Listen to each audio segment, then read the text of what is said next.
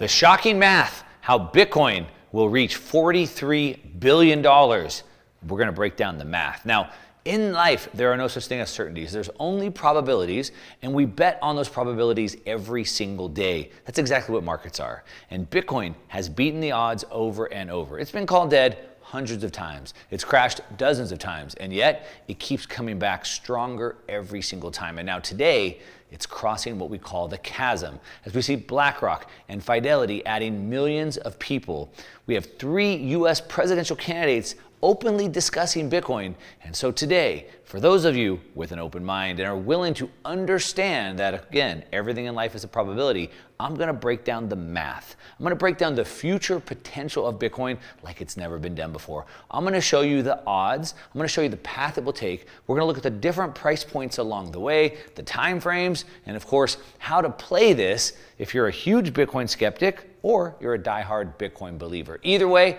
this is for you. So let's go.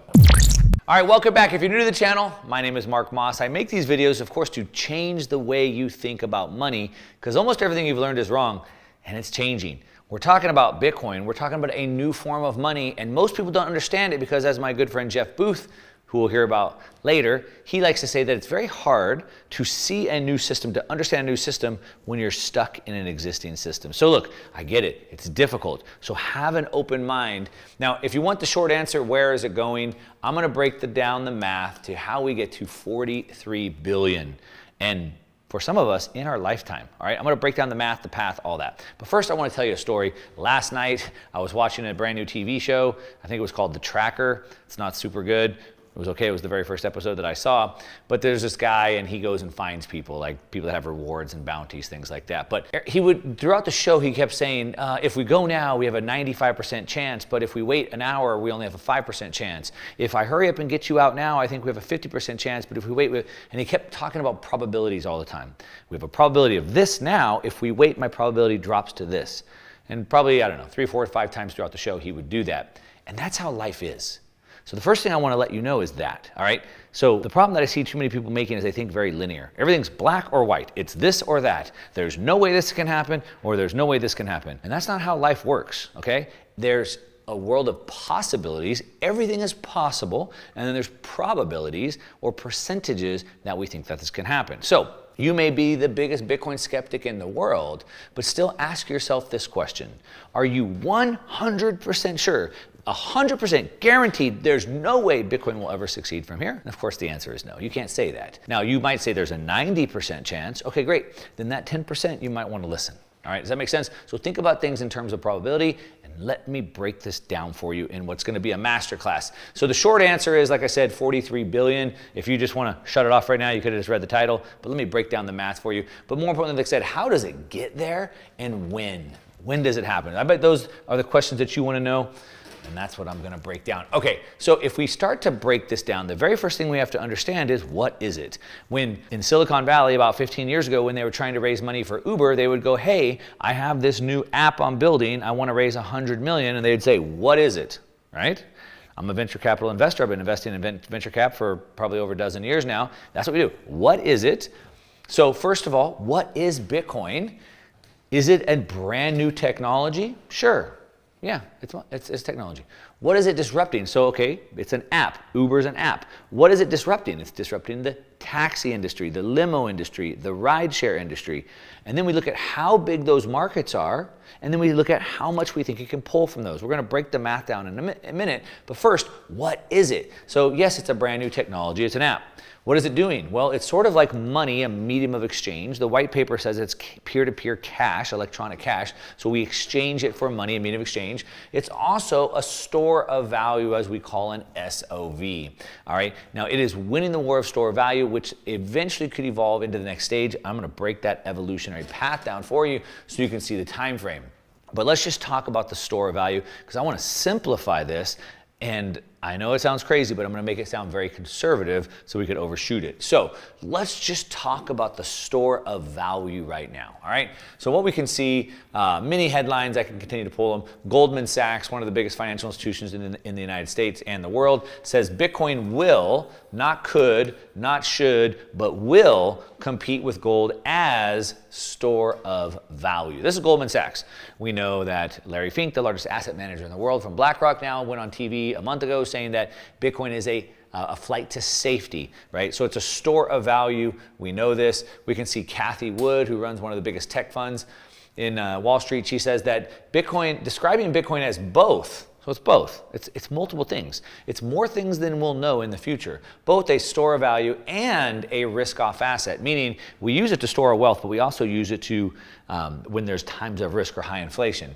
Wood emphasized that when compared to gold, the upward trajectory hints at the possibility of overtaking gold as a more valuable investment in the future.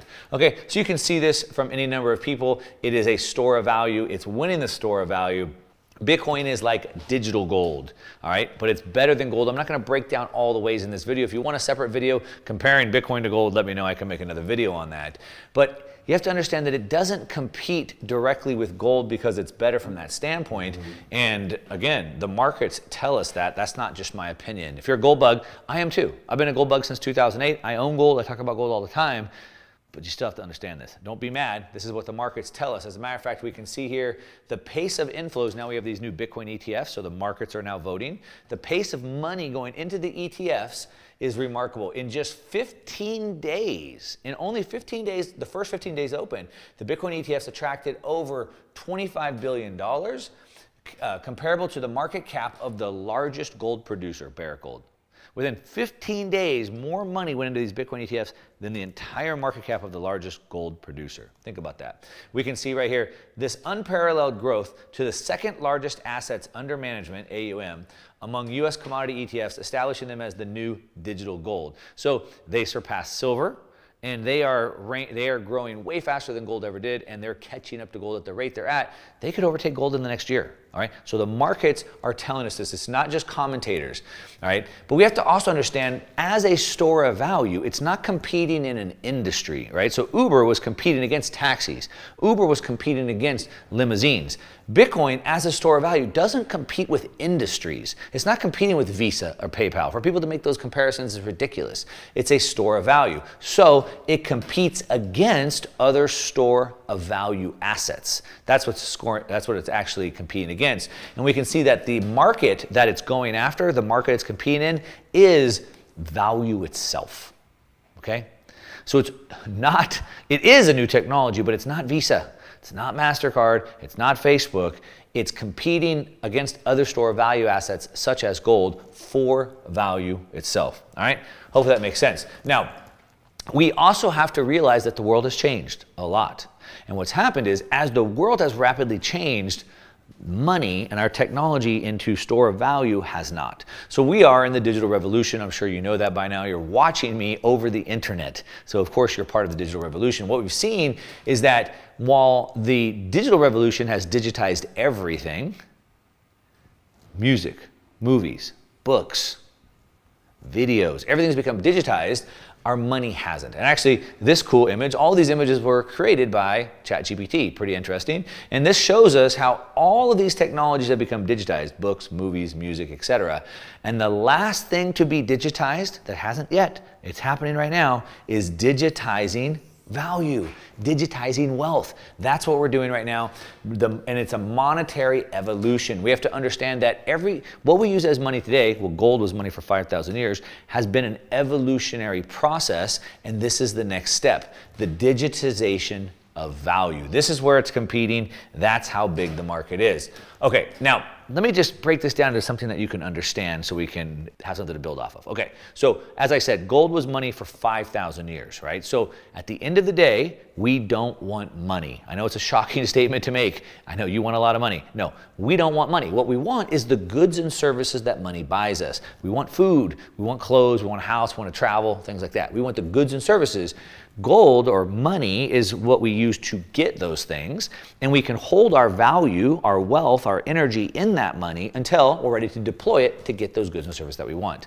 So if goods and services are wealth and money is a way to acquire it, then what we do is we take all the goods and services of the world, the wealth, divided by all the gold. That's the price. It's a unit of account. Everything is priced in gold or priced in money. So think about this. Gold was money. It was the store of value for 5,000 years. It was the unit of account.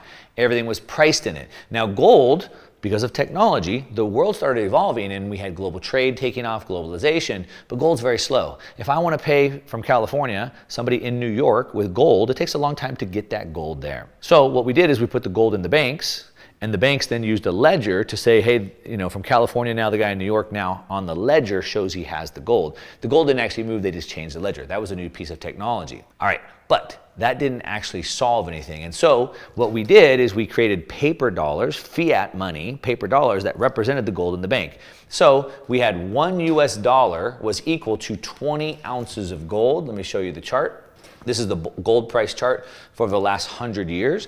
So what we can see since the 1800s, $1 US equaled 20 US equaled 1 ounce of gold. Then in 1933, I've talked about this extensively, because all the gold went into the bank, the government just took it all. They seized it all. They don't want to say they seized it, they bought it from you forcibly. Then what they did is they revalued it to now be $35 for 1 ounce of gold. You can see that 20, and then it was 35 this whole time. Now this red line here is where we ended the gold standard and we no longer had relation to the price of gold. But the reason why I want you to understand this for right now is because at this time, all the dollars in existence were divided by all the gold.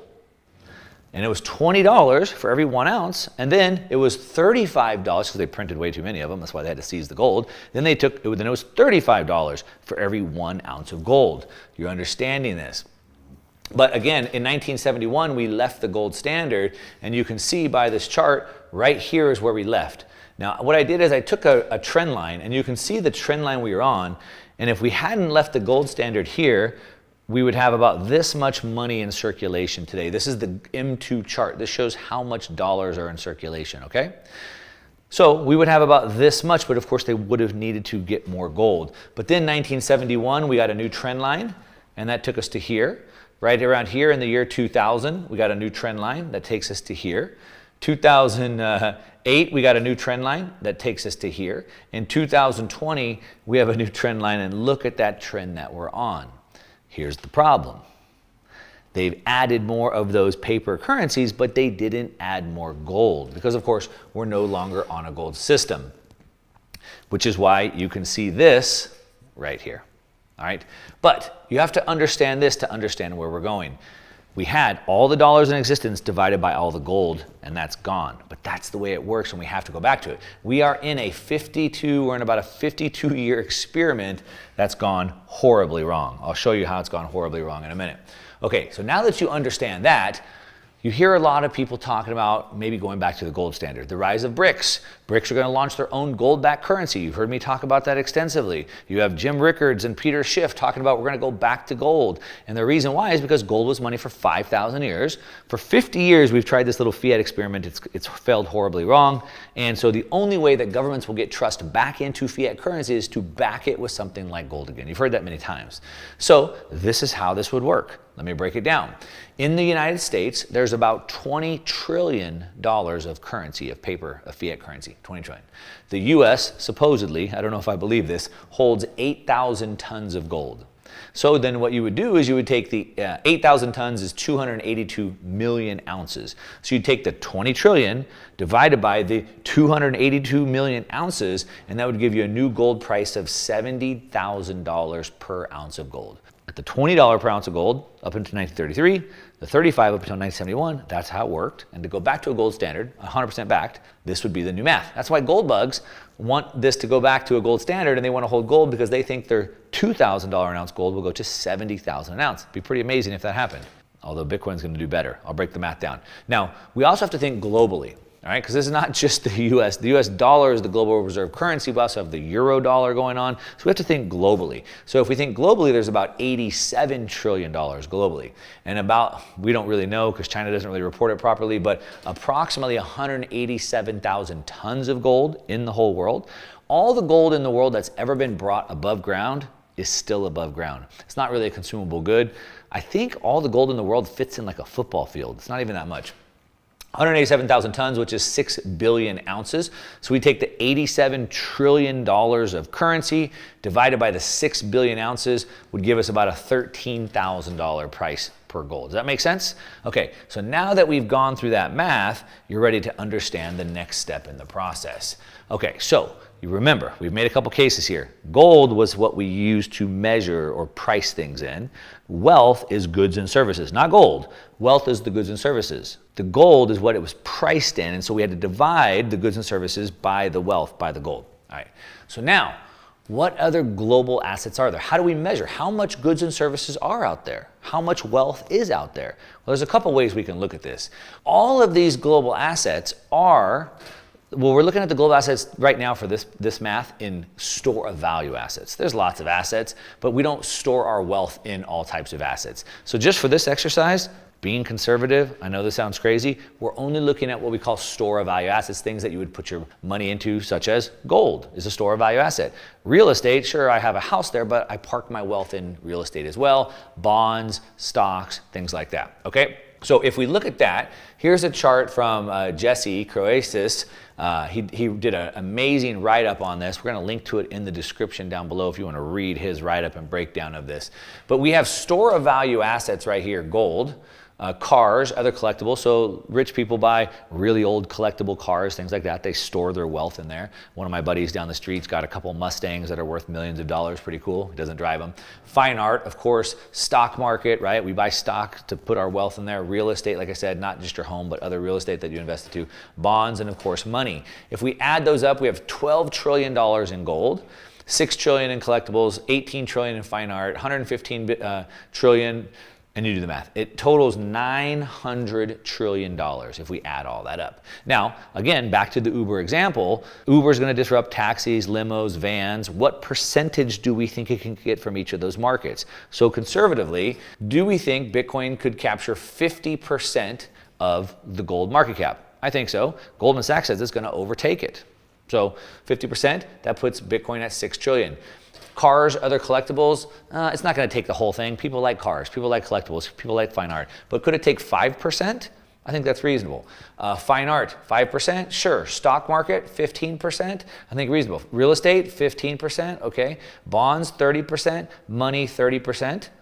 That brings us to $200 trillion just at those levels. And this could happen over the next 5, 6, 7 years, all right? So I'll get more to the time frame. We'll break this math down a little bit more, but that would put one Bitcoin to $10 million. It's a big number, $10 million, just for getting these pieces. Now, we're not even adding all the other use cases, the money exchanging. We're not including all the technologies being built on Bitcoin. We're just talking about store of value assets only, all right? So you can see that math. Now, let's keep going here. Now, remember, there's no such thing as certainties, there's only probabilities. So, is this a probable outcome? Well, what we do know is pretty much certain, 99% certain, that fiat is dead. Fiat is crashing. Fiat was an experiment. We're 52 years into this experiment, 5,000 years of using sound money, 52 years of fiat, and it's dead. It's over. There's pretty much no way it can continue from here. Like I said, they're going to have to figure out a way to bring some trust back into the system. So what options do we have? Well, I did a video a couple months ago in Amsterdam, or I gave a talk at a conference in Amsterdam a couple months ago. Let's go ahead and just play this clip so you can hear it. We can see the system is shifting. If you're paying attention, they're buying gold. The problem is it already failed before. We live in an information world today. We need money to transfer at the speed of our transactions over the internet, and gold can't do that. Gold requires trust. Since gold can't transfer immediately, it requires someone to hold a ledger. And if someone's holding the ledger, we must trust that person. But trust is lost. So if that doesn't work, if we don't go back to commodities, where do we go?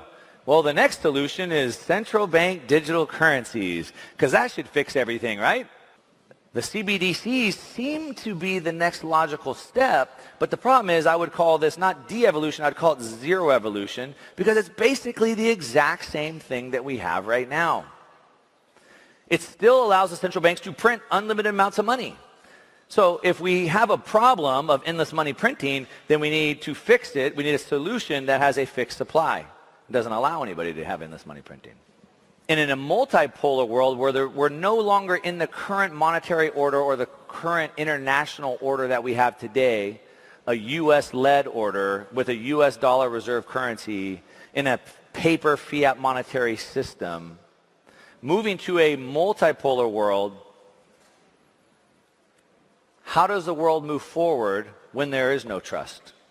In a world where trust is gone, it's almost like we need a decentralized ledger that's trustless. And so in this new world order that we're going into, the question is left, if not Bitcoin, then what? All right, so you can hear from there, like the options are, one, we go back to gold, but gold already failed because it's old technology. We live in a world of instant transactions, and we need instant settlement, but gold can never do that without adding debt and adding trust in the system, which there is no trust in the system anymore. So gold doesn't work. The other option is, well, a CBDC, but that's basically still fiat, and the problem is the unlimited money printing and the debt. So that doesn't fix it either. So as I put in the question at the end of that presentation, if not Bitcoin, then what? So it's not guaranteed, but is it at least probable? Do you think there's a 20% chance that people move to it? I mean, we're certainly seeing that happen now. Is there a 30, 40, 50% chance? We'll come back to that in a second. But let's take a look at this. Let's look at some of the time frames this is happening on. Now remember, I said this is an evolutionary process. One of the biggest problems that people have with understanding this is they expect way too much too soon. Imagine you and I walking through a forest of redwoods, and we find this little tree like this big, and I'm like, oh my gosh, look at this little tree. Look how cool this is. Can you imagine that this tree one day is going to be as big as these other trees? And you're like, oh, that's stupid, Mark. That tree will never be that big. Look how small it is. How could it ever grow that big? And I'm like, but give it time.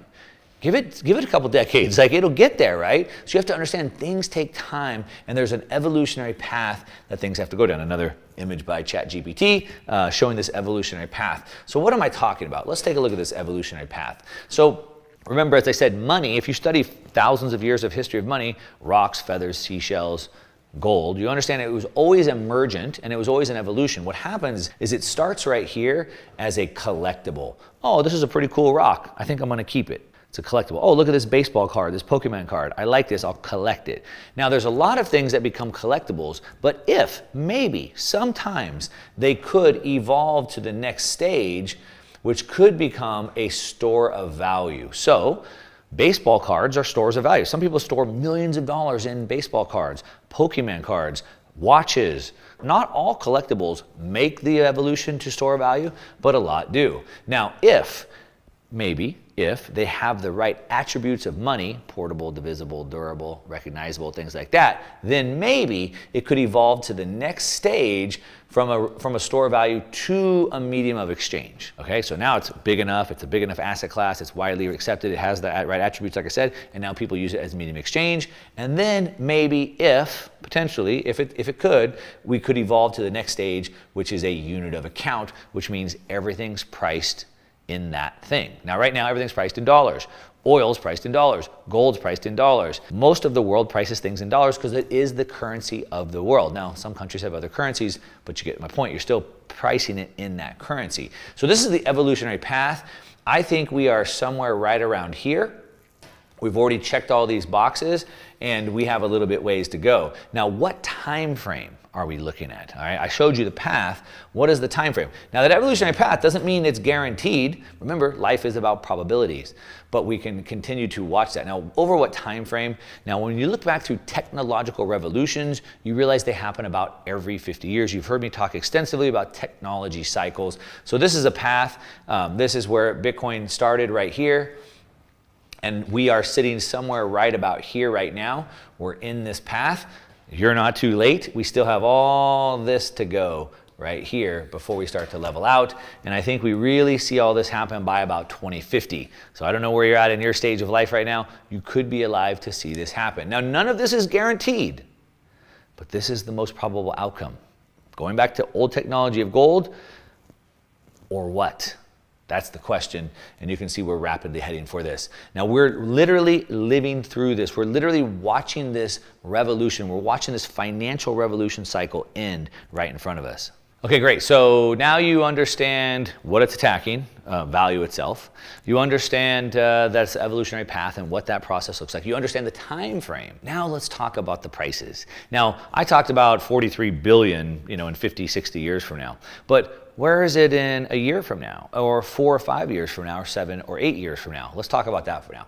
All right, so Hal Finney was one of the main developers that developed Bitcoin. He worked with Satoshi Nakamoto, which, yes, nobody knows who he is, but we know lots of the other developers that worked on it with Satoshi, including Hal Finney, Adam Back, Nick Szabo, etc. So Hal Finney was a developer. Now, back in 2009, when it was released, we just got a whole bunch of Satoshi's emails released to the public. We can see this was January 10th, 2009. And he said here, announcing the first release of Bitcoin. Pretty cool. But we can see through those emails, I sort of summarized it here so you can see it easier. Hal Finney predicted $22 million Bitcoin. This was back in 2009 when it was first released. He said, not based on mere speculation, but rather on a thoughtful analysis of Bitcoin's potential as a global payment system. So he's backing into the math sort of the same way I am. The collective value of Bitcoin would align with the total wealth of the world. Wealth of the world divided by the asset, unit of account, which he estimated to be within the range of $100 trillion to $300 trillion. That was in 2009. Today, it's about $900 trillion. By dividing this value among the limited supply of 21 million Bitcoin, Finney came up with a $22 million price per Bitcoin. That was in 2009 when it was first invented. You could have picked it up for a couple of pennies, but he saw that vision that we're rapidly heading towards. What about, let's hear from Chamath. Chamath is a prolific investor in Silicon Valley, early into Facebook, billionaire. Let's hear what he had to say. Bitcoin, that falls into that category because that's what that is. 39,000. Where's it going? I mean, can you play the clip in 2012 and 13 when it was at 200 and everybody was laughing at me on CNBC every time I would talk about Bitcoin? Where is it going? It's probably going to 100, then 150, then 200,000. In what period? I don't know. 5 years, 10 years, but it's going there. And the reason is because every time you see all of this stuff happening, it just reminds you that, wow, our leaders are not as trustworthy and reliable as they used to be. And so just in case, we really do need to have some kind of, insurance we can keep under our pillow that gives us some access to an uncorrelated hedge. All right, now, mind you, this video is from 2021. So he's talking about it going to 100, 150, all the way up to $1 million, which it's certainly doing. He says $1 million by 2040. That's the time frame he's on. What else we have? We have Fidelity. Fidelity is, I think, the second largest asset manager in the US. They do a lot of research on Bitcoin. It's the second largest Bitcoin ETF. They predict $1 billion for one Bitcoin by 2038. The director of global macro at Fidelity Investments thinks a single Bitcoin could reach 1 billion by the year 2038. A lot of what he's done is rooted in, and he's come at this from a bunch of angles. Specifically, he says it's rooted in Metcalfe's law, which is that a network continues to grow faster and faster and faster, becomes more valuable.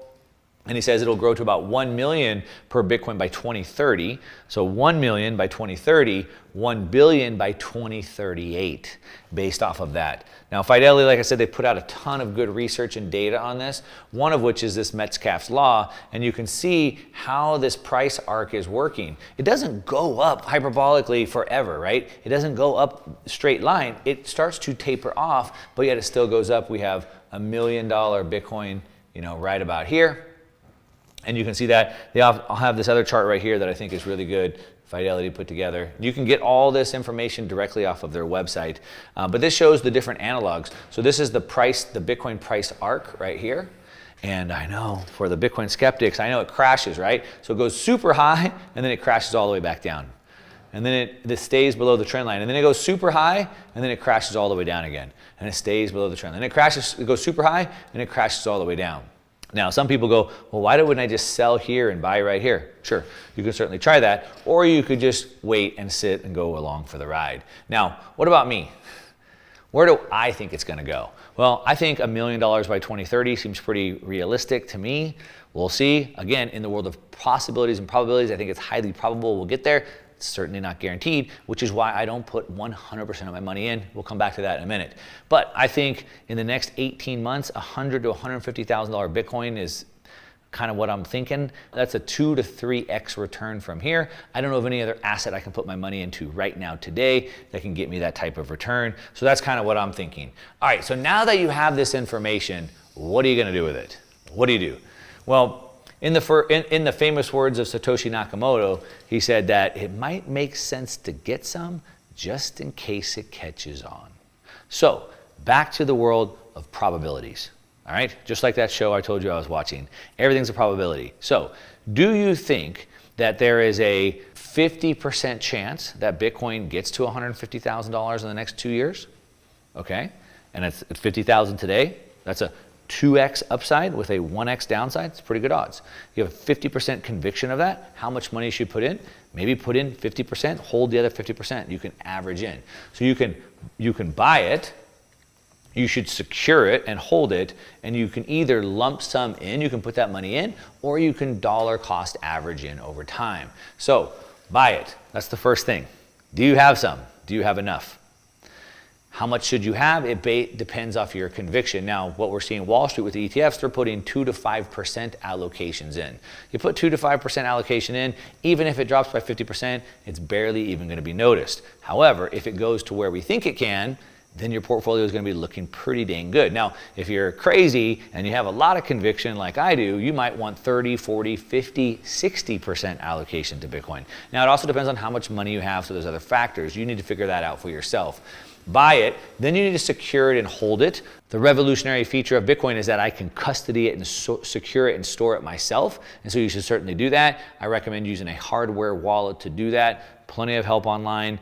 Check that out. Go to BTC Sessions on YouTube. He can show you how to do that. And then again, like I said, should I buy it now, just throw my cash in as a lump sum, or should I average in over time? It depends on where your conviction is. But this video has gone long. That's about as much as I can put into it right now, but I'll make more videos. Let me know which of these you want me to dig into more. Drop those down below. Now, if you really want to know more about the probability of will we really go to this type of a Bitcoin standard, or will we go to another option like a central bank digital currency using what the brand new project Mbridge is, then you might want to watch this video that I did right here.